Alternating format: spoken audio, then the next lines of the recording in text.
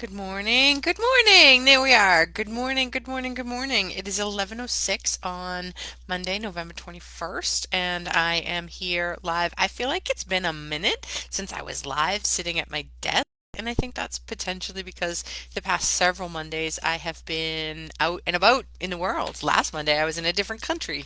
And I actually just posted a whole bunch of the pictures that I took from my trip to Punta Cana with my family, which was really, really delightful. I went with a fair amount of trepidation. I mean, I didn't even decide that I was like excited to go for quite a long time. And I think it mostly had to do with my own fears and my own bullshit. And when I finally was able to get at the root of what that was, it was like the title of my thing today says fear versus belonging. I teach a class, a chakras class. I teach a lot of classes about chakras and that they're related to chakras, but my chakras of happiness class that is just wrapping up its first chakra leg, the the demon of the first chakra is fear. And when I say demon, I don't necessarily mean like a devil with horns. What I mean is the shadow, the parts that are the unseen, the parts that run in the background as a program without us really even being aware of it. And when we think about the first chakra is root and tribe and family and your physical world and physical surroundings and the all of the trappings that go with that, and the demon of that, the shadow of it, the part of us ourselves that we aren't able necessarily to integrate very easily, is fear. So that means that in our first chakra, which is the first few months and up to a year of life, is steeped in fear. The antidote to the demon, the antidote to fear, is belonging. It's not even necessarily safety, although safety plays a role in it, but it is fear. I mean, it is belonging. And when I finally drilled it all down, I wasn't 100% convinced that I belonged. I mean, I don't know that I ever have really truly belonged with my family. I'm the rainbow sheep, right? And I think that they didn't necessarily always know what to do with me. And I think I was big and loud and out there and brightly colored rainbow happy spastic person. Um, and I think my mom, who was grieving, certainly didn't know what to do with me, and my stepdad has never really known what to do with me, and even my extended family, they love me, but they don't necessarily know what to do with me or make, I'm still that sort of awkward, geeky, clumsy kid to them, right? So I think I had a lot of fear going to this trip where I was going to be completely surrounded by my family, who I love, without any of my sort of supports. I was going by myself. I didn't have my friends with me or any, I don't have a partner or anything.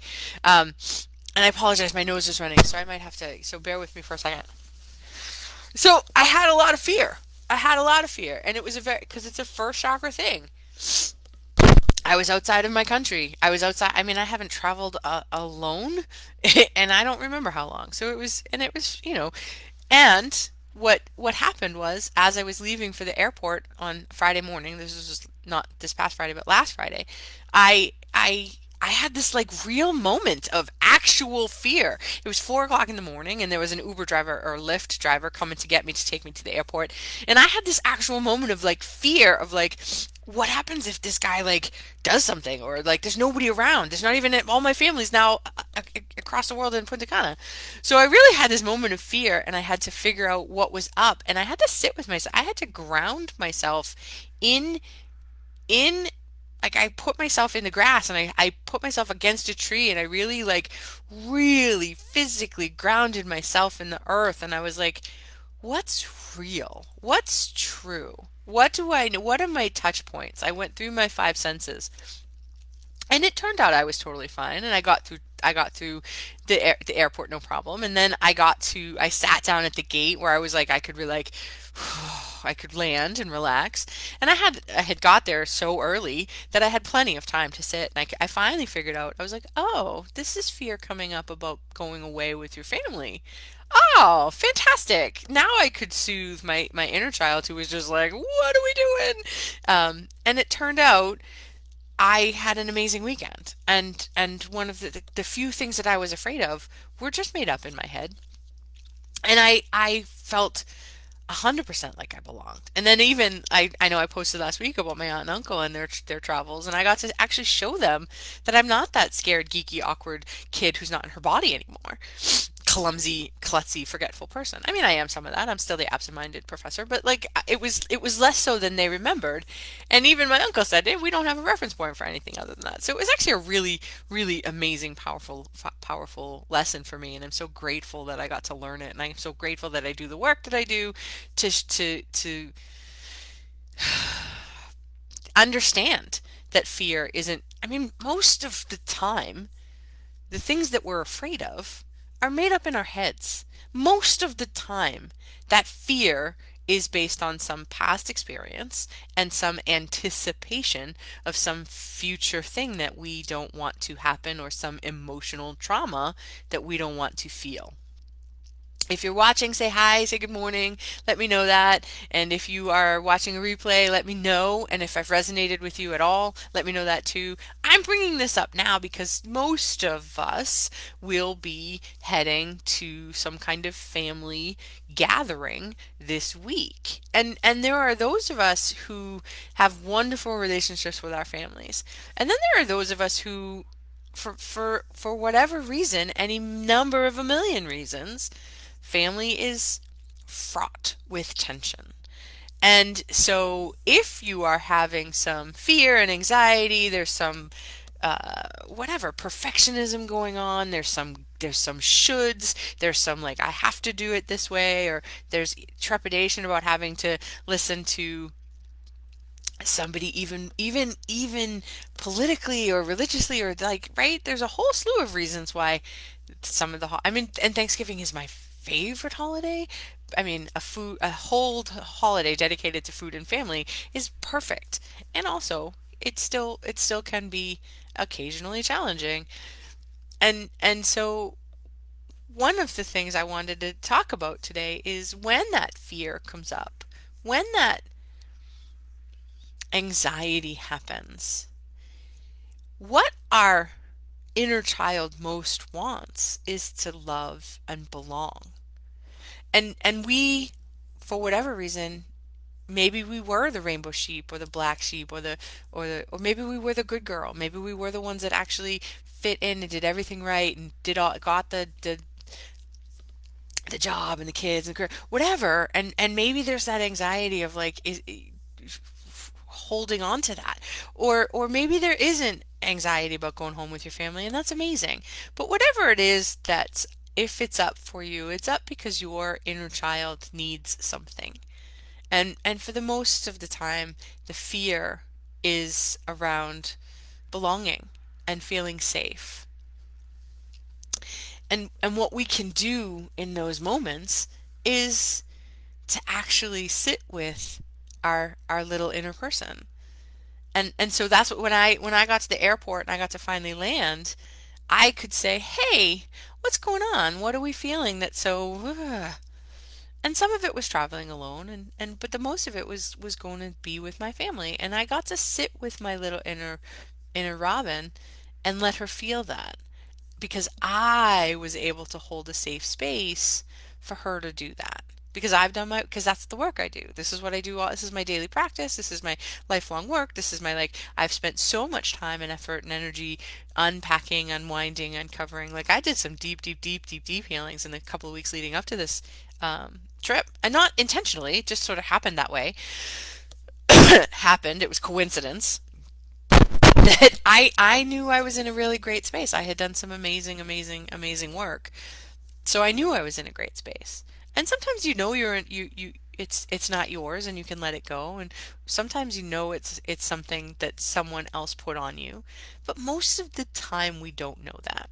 So it's really about giving ourselves the space to feel and asking the questions and being curious of like, well, what part of me feels it? Where does it land for me? Where does it land in my body? How do I feel it?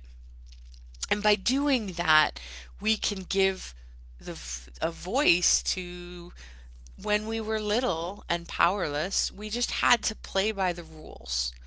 We didn't know that there was an option. And in fact, little kids don't even think of another option because until the age of like 7 or 8, or even later, everything that everything that adults or people say to us is fact. It goes in as a fact. So regardless of what the rules were in your family, in your tribe, in your society, you took them in as fact. Regardless of how they land for you, regardless of who you are actually, it goes in as a fact. So if you are something contradictory to what the rules were, and most of us are, because we come in with more energy than our parents, we come in with more ability to heal because we come in with more potential than our parents do. That's how it works. Energetically, we are meant to be bigger and better and more potential than our parents because that's how humanity evolves. But what happens is we come in with big, bold, bright energy, and our parents are like, I don't know what to do with this alien thing that just landed in front of me. And they try to teach us what they knew, or in some cases, do the opposite of what their parents did. And either way, hold on, they're telling us that we have something wrong with us, and it goes in as fact for us. And it's up to us now as adults to take all of that data and get to decide what was true and what wasn't. And that's where the work comes in. And that's the work that I do. And that's what I teach people how to do, is to teach them how to embrace the whole of who they are, that nothing is bad or wrong, that it's just who they are. I got to teach this past weekend at the Reese Thomas Institute, and it lit my soul up because there was a group of women who have been together. This is their third year. And they've always only, this year is the only year they've only ever been online.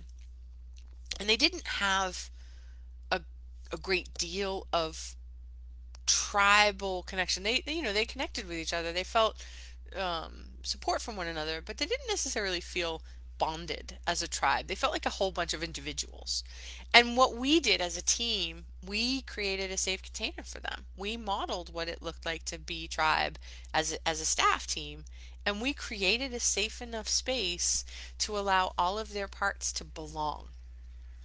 And just after one weekend, they're already talking about how will they get together and come in person for the in-person weekend that we have in April, which was not even on their radar before. And I know it's because we created a safe space for them to voice what they needed, to speak their truth into the group.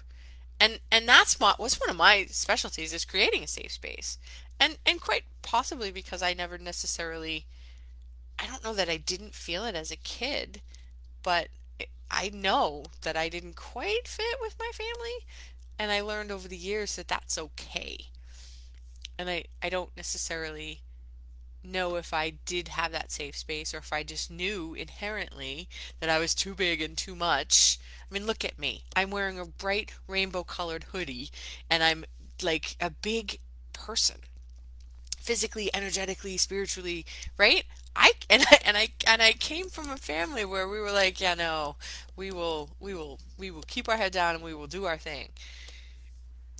So I have the ability to create really safe space in the world. That's one of my special powers.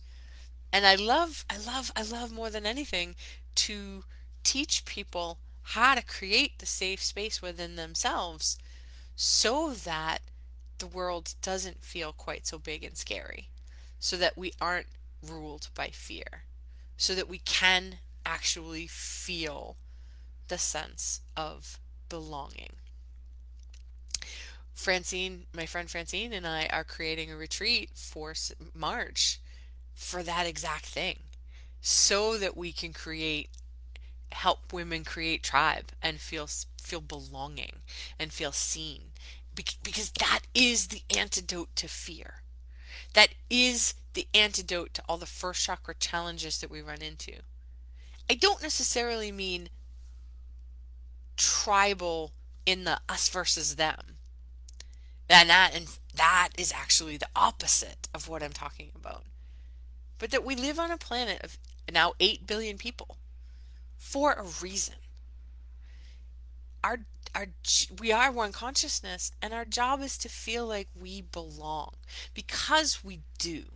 Every single one of us is alive at this moment because there's a need for our light. There's a need for our special gifts. And if you don't believe that you have special gifts, you need me, because every single person alive has special gifts that is absolutely needed for our growth. And I want you to know that you belong here, because you're here, because you were born, you belong here. And if you don't know that, if you can't access that point inside of you, that's why you need me. Because this is what I do. I do it at the Reese Thomas Institute. I do it for my clients. We're going to do it for the Forever Fierce retreat in March. This is the way forward, is trusting and believing and knowing that you belong, especially if you've never felt it before. And even if you have felt it before, the time is now to feel it even more deeply. I'm I'm teaching a class in December. Actually, I'm teaching a class either in person or online about mapping your heart. And we're going to touch on this. We're going to touch on what's actually in your heart. What does your heart most long for? And we're going to teach you how to share it and live it, because the world needs your light. I'm also teaching a class December 4th on talking to your guides and communicating with your guides, because the divine is always talking to us through guides, through spirit, through energy, through in circumstances. Our job is just to listen. And again, it's now coming up more than ever, because we're being asked to heal. We're being asked to clear out the places in us that don't feel safe, that are still living that pain and fear and lack and scarcity, that are still in the first chakra demon fear of I don't belong. And I'm teaching, and I teach in the obviously I teach in the Reese Thomas Institute. I'm doing my chakras of happiness class. All of this, all of the classes that I teach, are expressly to help you feel safe. And that's what I want more than anything else, is for you to feel safe and belonging. As we head into Thanksgiving or the holiday or whatever it is that you celebrate, I wish you a lovely, wonderful, happy day, happy Thanksgiving, happy whatever you celebrate. And if it's possible, what can you do today to create a safe space within yourself?